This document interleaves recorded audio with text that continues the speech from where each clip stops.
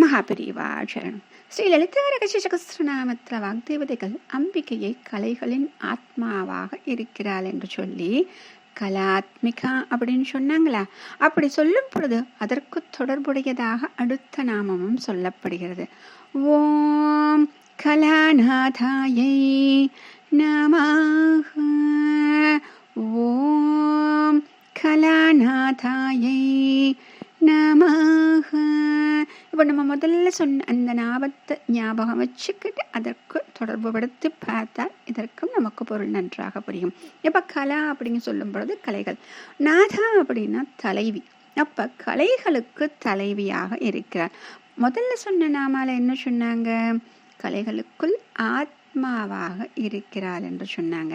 இப்போ எத்தனை கலைகள் இருக்கோ அத்தனை கலைகள். முதல்ல சொன்னோம் இல்லையா, தேஜோ மண்டலம் சொல்லிட்டு மொத்தமாக 38ன்னு சொன்னோம். அதுக்கப்புறம் பிரம்ம மண்டலம் சொல்லிட்டு மொத்தமாக 50ன்னு சொன்னோம். அப்போ இத்தனை மண்டலங்கள் இருக்கிறது என்றால், இத்தனை கலைகள் இருக்கிறது என்றால் அத்தனைக்கும் இவள் தலைவி. இப்போ சந்திரனை சொல்லும் பொழுது கலாநாதன் அப்படின்னு சொல்லிட்டு அவருக்கு ஒரு பேர் இருக்கான். அப்போ சந்திர மண்டலம் அப்படின்னு சொல்லும்போது எதற்காக இந்த கலாநாதன் சந்திரன் சொல்லிட்டு இப்போ அம்பிகையை தொடர்புபடுத்துறாங்க அப்படின்னா, இந்த சந்திர மண்டலம் எங்கே இருக்குது அப்படின்னு சொன்னாங்கன்னா, ஸ்ரீ சக்கரத்தில் ஒரு வடிவமாக இந்த சந்திர மண்டலம் இருக்குது அப்படின்னு சொல்கிறாங்க. அப்போ சந்திர மண்டலமாகவும் இருப்பவள் இவள் தான், சந்திரனாக இருப்பவளும் இவள்தான். அதுக்குத்தான் நம்ம முதல்ல என்ன பார்த்தோம்? சந்திரமண்டல மத்தியகா அப்படின்னு பார்த்தோமா. ஆக ஒவ்வொரு நாமாக்களும் ஒன்றை ஒன்று தொடர்பு படுத்தி பார்க்க பார்க்க அந்த தத்துவங்களுக்குள் இன்னும் நாம் ஆழ்ந்து செல்ல முடிகிறது.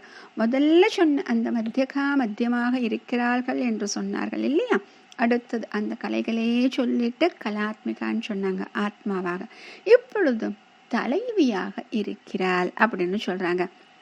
ஆக இத்தனை கலைகளின் தலைவியாக இவள் இருக்கிறாள் என்று சொல்வதுதான் இந்த நாமம். மகாபெரிவாச்சரணம்.